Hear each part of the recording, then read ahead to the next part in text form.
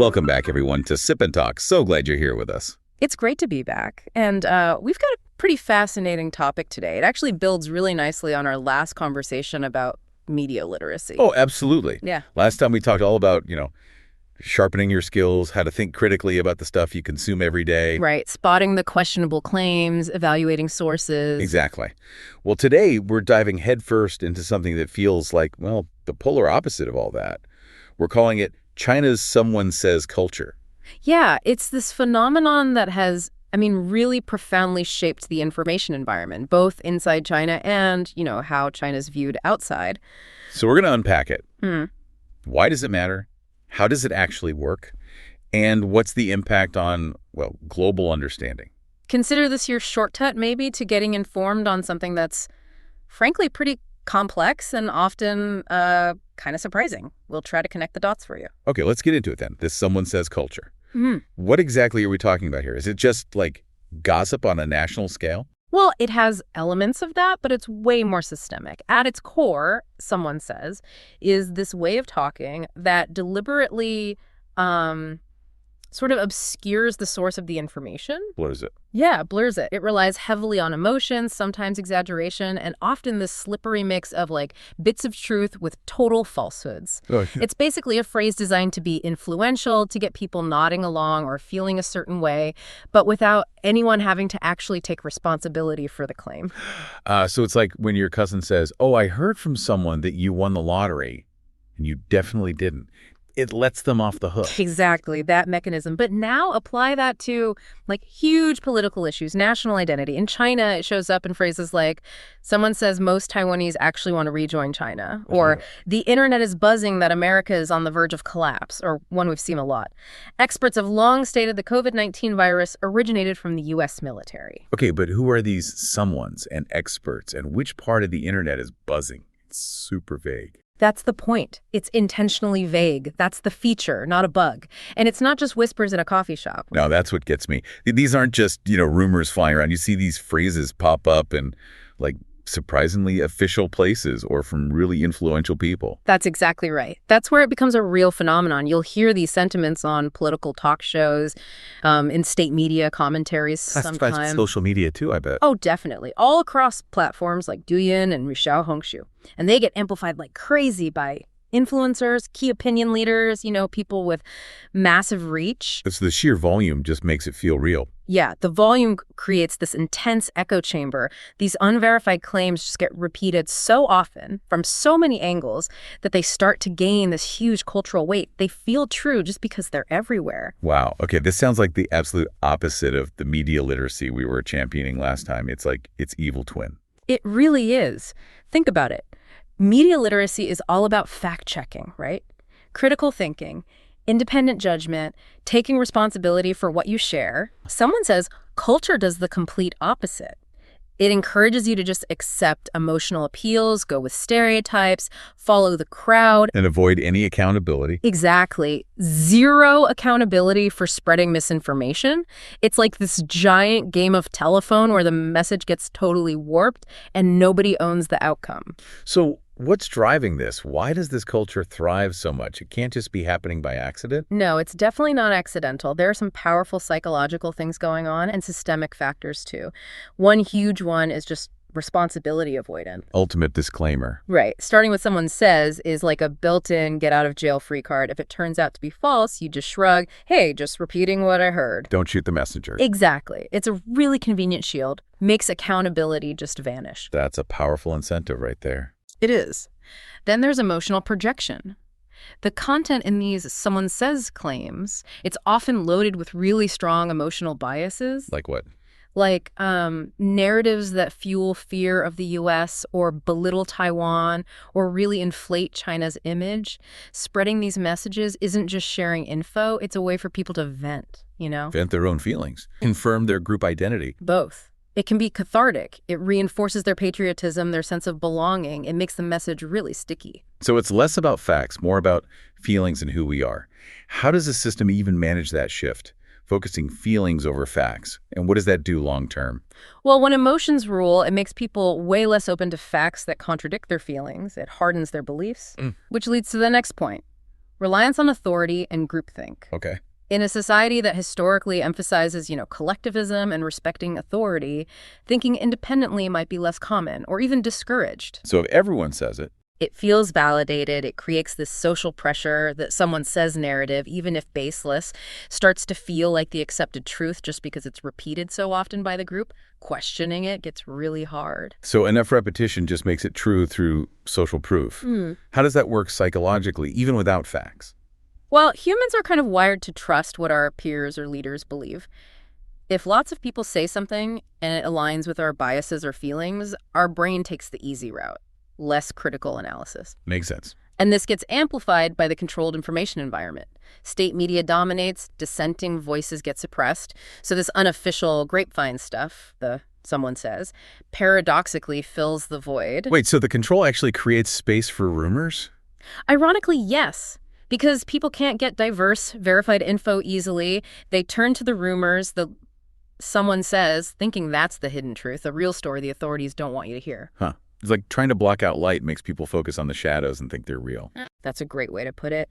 And finally, you have the power of viral spreading mechanisms. Social media? Exactly. Douyin, Weibo, Xiaohongshu, they're built for fast, emotional content.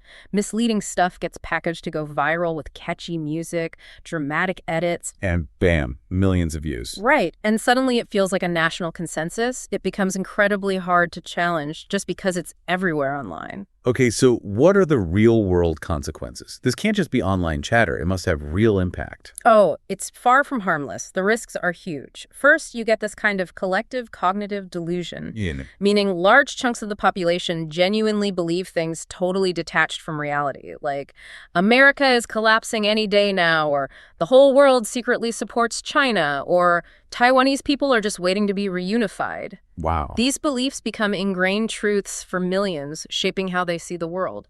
The whole society can get out of sync with reality. That's kind of terrifying. How does a whole society sustain that level of, collective delusion? Through constant reinforcement within that controlled bubble, contradictory facts just can't break through easily. And this directly leads to the risk of policy misjudgment. How so? Well, think about decision makers. If they're also in that echo chamber basing decisions on faulty info. Look at Russia before invading Ukraine.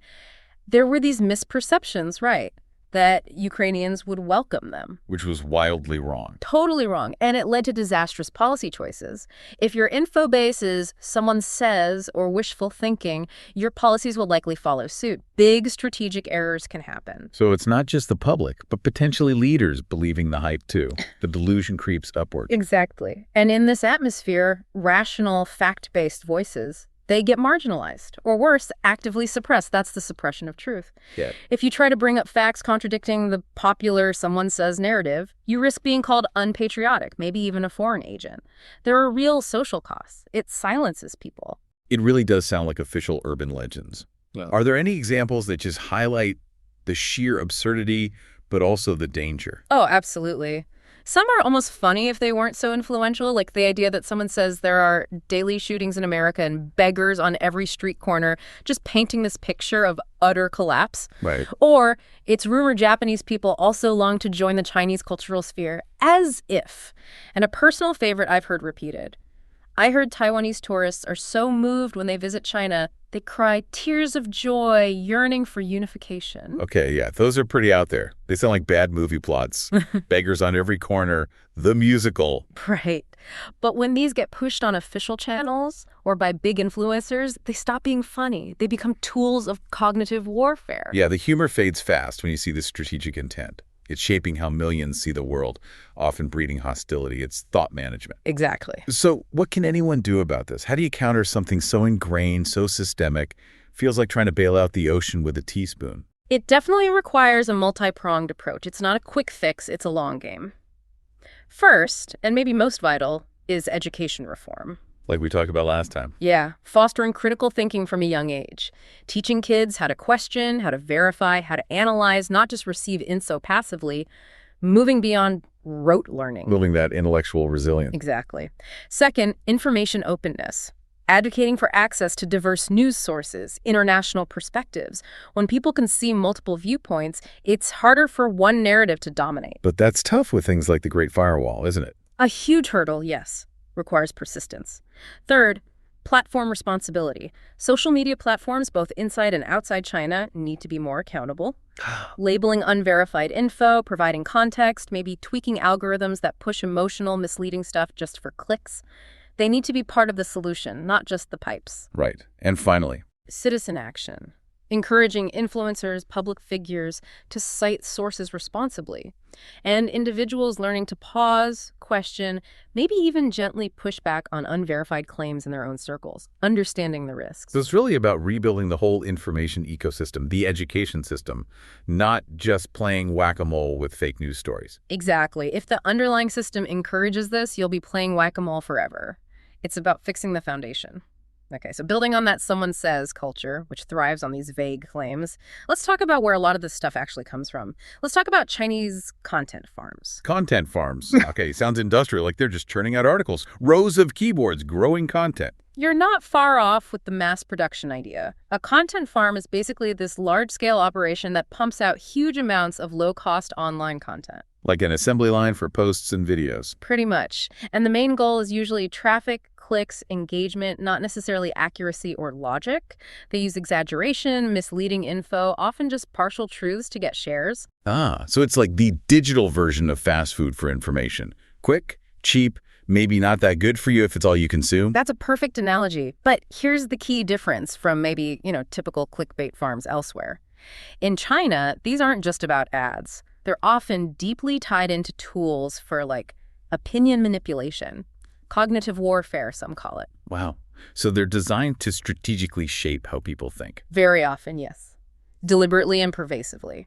Okay, so what are their tricks? What's the recipe for this informational fast food? It sounds sophisticated, not just sloppy. They are quite sophisticated. One of the sneakiest tactics, fitting your fast food analogy, is using half-truths mixed with fabrications. The true but incomplete thing. Exactly. They don't just make stuff up wholesale. They cleverly embed little bits of actual facts, the real ingredient, to make it seem credible, lower your guard. Okay, give me an example. Like a piece claiming America doesn't dare touch Iran. It might start by mentioning real sanctions or diplomatic incidents, true facts.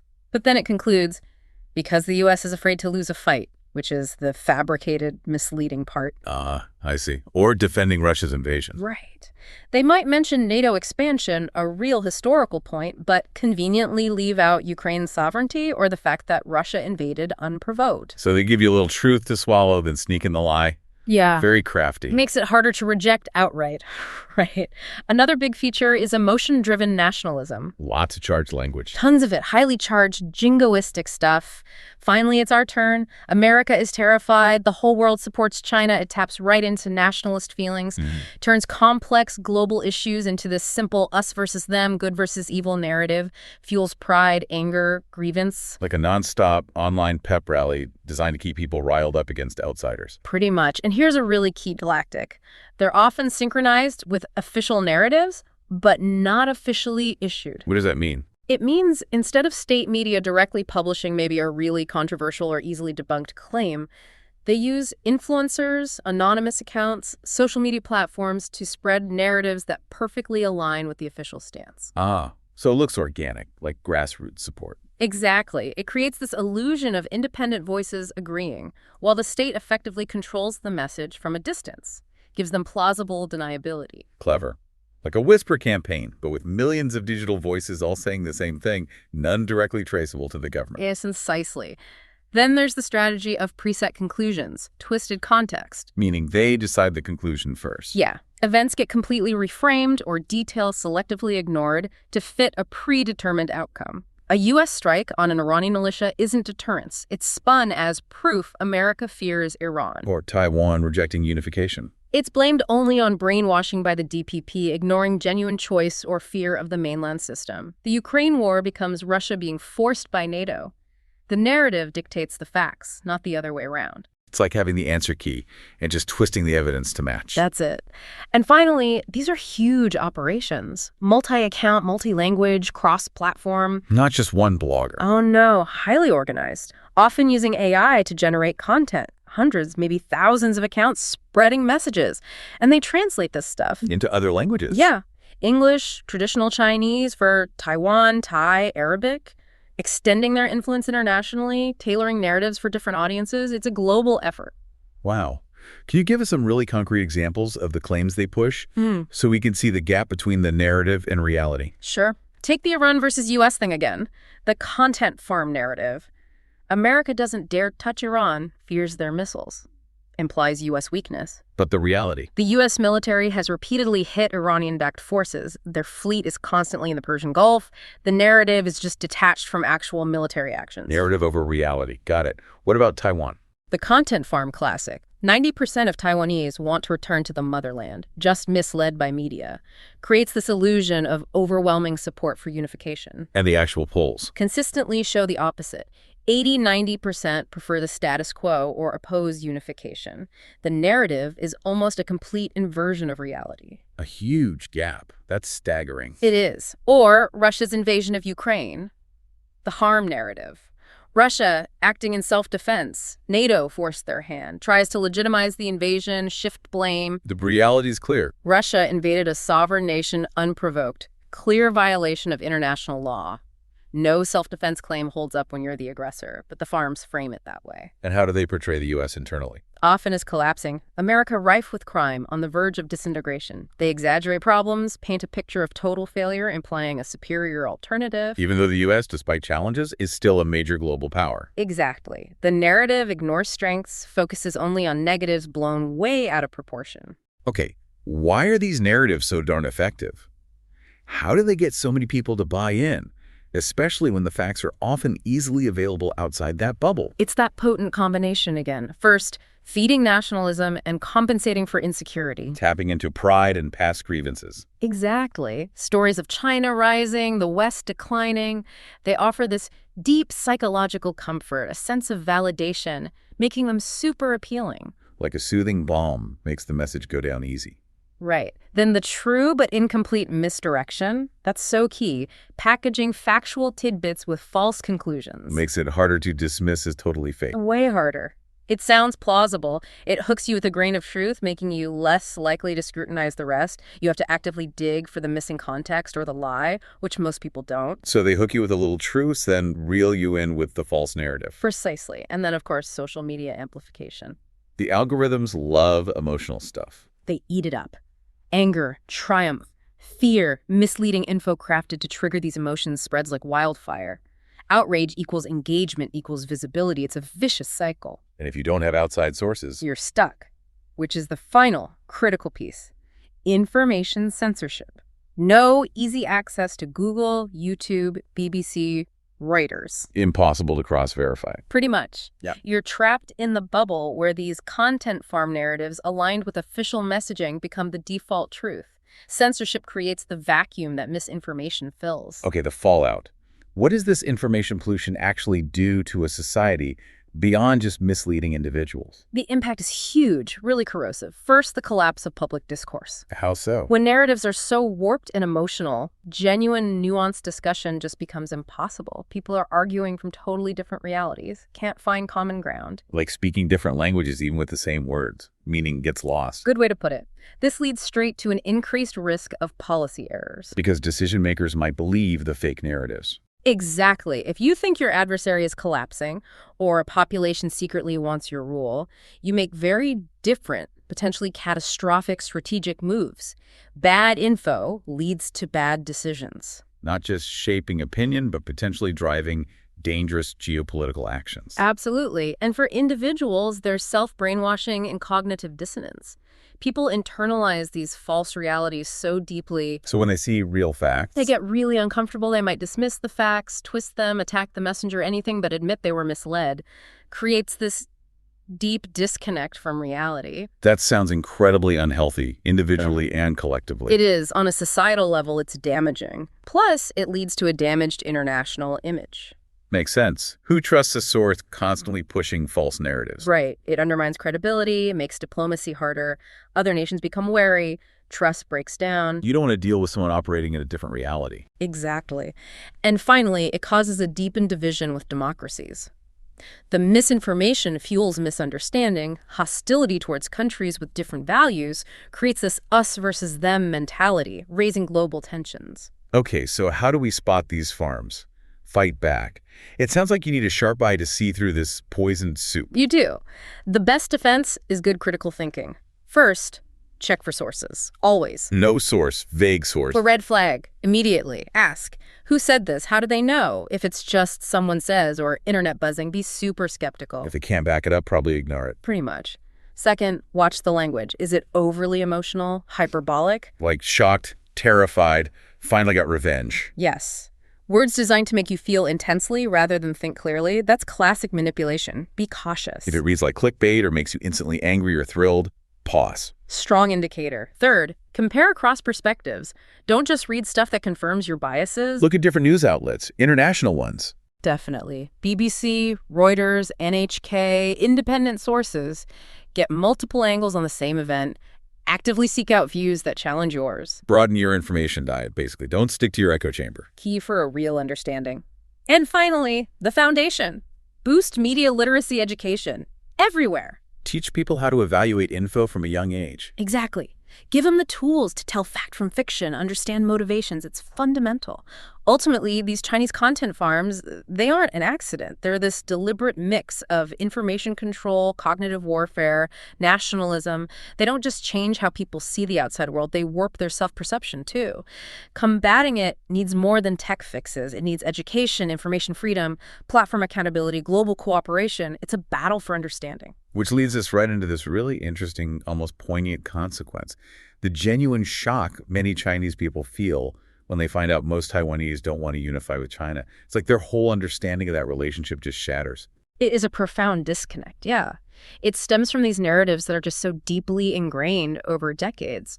When reality hits, it clashes hard with those preconceptions, creates real cognitive dissonance. So what's the narrative they've been taught their whole lives? What creates this powerful illusion? Well, from a very young age, through school, state media, even pop culture, Chinese citizens get constantly fed what we can call the one China compatriot narrative. Compatriot narrative. Yeah.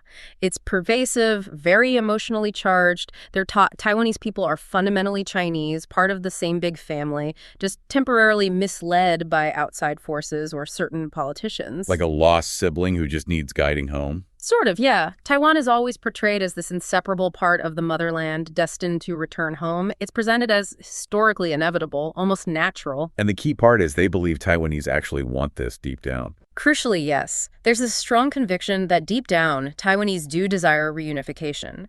Any opposition they hear about, oh, that's just manipulation by Taiwan's ruling party, the DPP, or the U.S. stirring up trouble. So the idea that Taiwanese might genuinely not want it is just unthinkable in that framework. Almost completely. Yeah. It removes all agency from Taiwanese people themselves. It denies their ability to have their own valid reasons, their own choices. And this compatriots longing for home idea, it's not just a political slogan, it's woven into daily life. Absolutely. Textbooks, CCTV news, Weibo discussions, the nightly news, it's everywhere. It builds this powerful belief that Taiwanese only oppose unification because they don't understand how good the mainland is now, or they've been tricked. Not because they value their own distinct path or democracy. Exactly. That possibility is rarely, if ever, presented credibly. Okay, so then comes the moment of truth. What happens when someone raised on this encounters reality, maybe talks to a Taiwanese person online or sees a real poll? It's often genuine astonishment when they hear things like, I am Taiwanese, not Chinese, or see polls showing 80–90% don't want unification, or learn Taiwanese people fear censorship and losing their democracy. Like what happened in Hong Kong. Right. They're just bewildered. The reaction is often, how can you think this way? Aren't we family? Don't you see our progress? It can feel like a betrayal. And I guess it's super hard for them to get accurate info about Taiwan anyway with the internet controls. That's a massive piece of it, the information vacuum. They can't easily access Google, YouTube, Facebook, independent Taiwanese news. So the info they do get is curated. Almost always. Yeah. Curated, distorted, packaged for propaganda. It's not just lack of access, it's active narrative shaping to maintain that illusion. So they get these weird little snippets like, oh, Taiwanese people love watching this Chinese drama. Therefore, they must want to be Chinese. Right. Or they eat our brand of instant noodles, so they support unification. It's connecting totally unrelated dots to fit the desired picture. No matter how illogical. Exactly.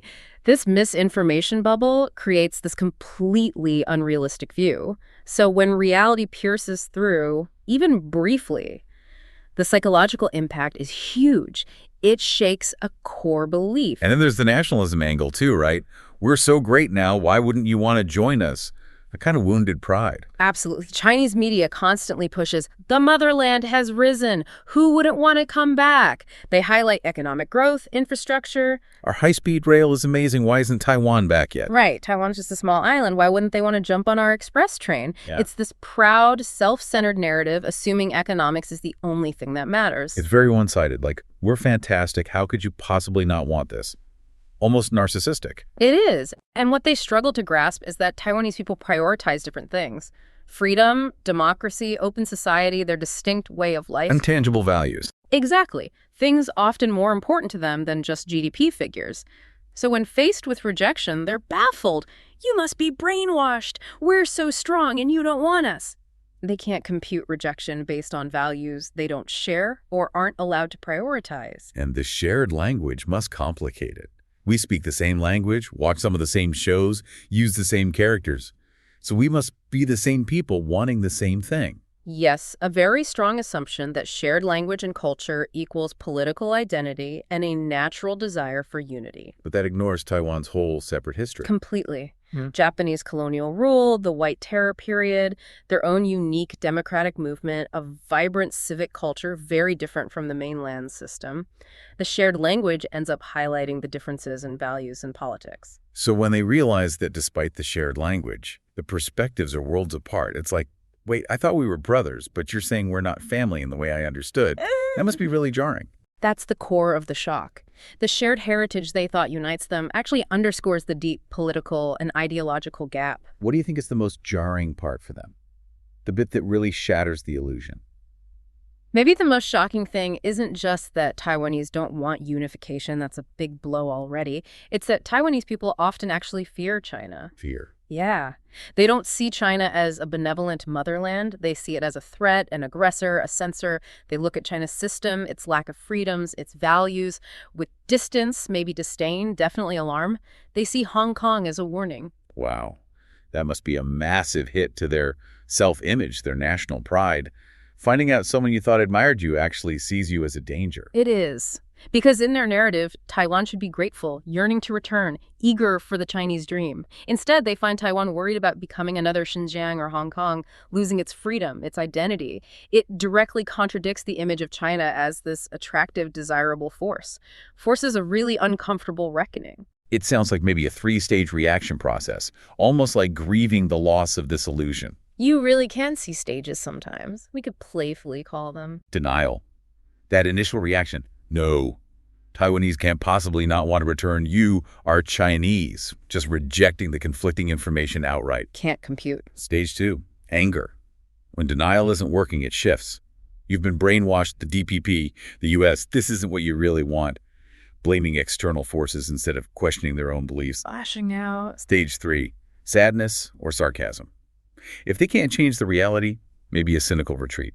Fine, if you don't want to come back, we don't need you. We'll be great anyway. But underneath that sarcasm, there's often this unacknowledged loss, anxiety. The illusion is shattered. So fundamentally, the shock comes because this whole elaborate narrative was built unification is inevitable, Taiwan is just a lost child. But when Taiwan simply states its preference for freedom based on its own values, it's not defiance from their perspective, just reality. And that reality shatters the carefully constructed illusion. Okay, now, it is so important that we don't fall into the same trap ourselves. Oversimplification. When we talk about Chinese public opinion, especially after everything we just discussed about the information environment, we cannot just demonize or generalize everyone. Right. You mean not all Chinese people are extreme pinks, that term you hear sometimes? It's easy to get that impression from outside. Exactly. Pink usually means those extreme nationalists, blindly believing propaganda, hostile to the West, rejecting all dissent. They're loud online. But Chinese society is way broader than that. Way more nuanced. Assuming everyone thinks the same way misses the whole picture. Can you break down that spectrum a bit more? What other groups or viewpoints exist? Sure. These aren't rigid boxes, obviously, but we can see a range. At one end, yeah, the extreme pinks, blind belief in propaganda, hostile to liberal ideas, intense unification feelings about Taiwan, often aggressive online. The loud ones. Got it. Then you have traditional patriots. These folks genuinely support China's development, feel proud of its progress, But they aren't necessarily aggressive or jingoistic. They might hold moderate views, maybe stay quiet on sensitive topics. They love their country without needing to bash others constantly. Proud, but not hostile. More quietly supportive. Exactly. Then you have rational centrists. These people often have a more international outlook. They can critically analyze policies, both China's and others. They might quietly question official lines, maybe seek out other info using VPNs. They value a more objective view, even if they don't shout it. Sounds like folks who value balanced information, even if it's hard to get. For sure. Yeah. Then there's the huge silent majority. Massive group. They just don't voice opinions publicly on touchy subjects. Why? Self-preservation. Focus on daily life, family, work. They know the risks of dissent. So their silence isn't necessarily agreement. Absolutely not. It's often just pragmatic caution. They might hold all sorts of private views, but they know public expression is dangerous. Don't mistake silence for consent. That's crucial. A very important point. Okay, who else? Finally, you have a group we could call anti-empowerment, or maybe sober-minded. These individuals often quietly support democratic reforms, express disappointment with certain government actions. Critically, they often actively use VPNs to get diverse info from outside the firewall. Actively seeking truth, despite the risks. Yeah, they're aware of the control and push back intellectually, maybe small in number, but courageous. So bottom line, many Chinese aren't pink. They might just be stuck in that info bubble or scared to speak, or maybe just haven't been exposed to other ways of thinking because of the walls around them. Exactly. They might be confined by the firewall, conditioned to believe silence is safety, or literally unaware other credible perspectives exist. It's a product of their environment, not some inherent flaw. So the differences in views aren't about being bad or dumb, but shaped by the environment, the education, the media, the risks. Less about character, more about conditioning. That's such a critical distinction. Differences in values aren't moral failures. They're shaped by very specific factors, like education content. From day one, it's national unification, often Western hostility, key historical events. Only the official sanitized version is taught. Shaping historical memory from the start. Right. Then the information environment itself. Yeah. Highly censored internet, blocked access to global platforms, internal platforms tightly controlled. The firewall isn't just filtering, it's shaping reality for millions. You literally can't easily look up other views. It enforces the single narrative. That's the daily reality. And finally, the huge freedom of speech risk. Speaking out. Costs can be severe. Account deleted, job lost, worse. A massive chilling effect. Exactly. Forces rational voices into silence. Creates this false appearance of unity when many disagree quietly. It's like putting people in a room, showing only one movie, and silencing anyone who talks about another. They'll naturally think only one movie exists. A very controlled setup. A perfect analogy. Their worldview is confined by those walls, reinforced by pressure. And yet, despite all these challenges, these pressures, there are many sober-minded Chinese. They exist. They find ways to think critically, sometimes even speak out, often at great personal risk. That's really important to hear. Who are some of these voices? Even if they're not widely known outside, it's important to acknowledge their courage. Definitely. You have brave individuals like human rights advocates Hu Jia, the writer Li Chengpeng. They face huge consequences. Or someone like Feng Zuzi, championing science against misinformation, risking backlash. Wow. And their online communities, often anonymous, on platforms like Matters or Pinkong forums, even hidden corners of Zihu, people questioning extreme nationalism, posing wolf warrior stuff, showing real empathy for Hong Kong, for Taiwan. Understanding their desire for self-determination? Yeah. Some have even said things like, what truly frightens Taiwanese isn't independence, but what Chinese people are like. That cuts right through the official narrative. That's incredibly insightful. So how should we, from outside, try to understand these huge differences in worldview? It's not just facts, it's fundamental values, right? Absolutely. It boils down to different starting points, different core values shaping how reality is seen. For Taiwan, democracy, freedom, self-determination, those are paramount. For many in China, stability, order, economic growth often come first. Different priorities. Totally. Taiwan believes state power needs checks and limits. In China, state authority is often seen as essential, unquestionable for national strength, with the party as the guide. Okay. Taiwan sees diversity of thought as normal, healthy. In China, dissent is often viewed as a threat to unity, something to manage or suppress. And Taiwan is wary of unification, fears losing its way of life. China has this deep fear of division, sees separatism as an existential threat. Exactly. So when you talk about unification or free speech or trusting international news, People are often starting from completely different places cognitively, speaking past each other from different realities. Not just disagreeing on facts, but on what reality even is, what values matter most, like wearing totally different glasses. A great way to think about it. The underlying premises are just divergent. So ultimately, the big takeaway here, I think, is distinguishing the influence of the system from the inherent nature of the people. Many individuals are confined within that information ideology risk. Yeah. But that doesn't mean their views can't change or that they blindly agree with everything. So being pink isn't some innate character flaw. It's often a consequence of the environment, the education, the pressure system, not necessarily the person. That's precisely it. Real progress isn't about shaming people for what they don't know or believe. It's about fostering conditions where they can discover alternatives, see other possibilities, other values. It's about empathy, understanding the why behind views, not just judging the what. Wow. Okay, what a journey today. From the whole someone says culture distorting things to the content farms pumping out narratives and that resulting shock when different worldviews collide over Taiwan. It's a lot. Really drives home the need for critical thinking. It really does. Yeah. Now more than ever, right? Whether you're online, just chatting with people, questioning assumptions, seeking different perspectives, understanding why info is presented a certain way is just essential. Absolutely. And remembering that behind big labels, there's always a spectrum of people, experiences, beliefs, trying to get the why, not just judging the what. And knowing those walls, visible and invisible, are real and shape understanding. Yeah, and always distinguishing between the system's influence and the character of the individuals. That nuance is so vital. That's a powerful thought to leave you all with. As always, thanks for joining us here on Sip and Talk, where we try to make sense of this complicated world, one topic at a time. It's always a learning experience for us, too. Don't forget to subscribe to our podcast, Sip and Talk, wherever you get your shows. And hey, speaking of friends, you got to check out our buddy Mickey's YouTube channel, Mickytolife. Oh man, Mickey, he's been on a roll. His latest video claims he's getting smarter and goes off on all these life philosophies. You definitely need to go see it for yourself. It's something else. Go show him some love. And we'll catch you next time right here on Sip and Talk.